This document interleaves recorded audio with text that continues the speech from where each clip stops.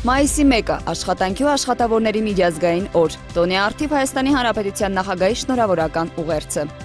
Ես եկել եմ, որ տեսնեմ լավ, արդեն մեծացել են կենդանիները։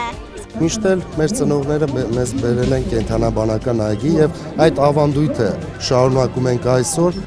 Պաշտոնապես բացվել է Երևանի կենդանաբանական այգու հերթական տարեշրջանը։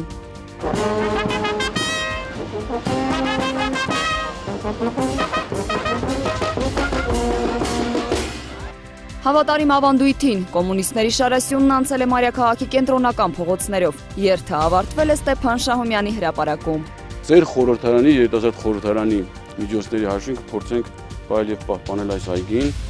Աշխատանքի օրվա կապակցությամբ Եռաբլուր Պանթեոնի հարակից տարածքը համալրվել է 150 եղևնիով։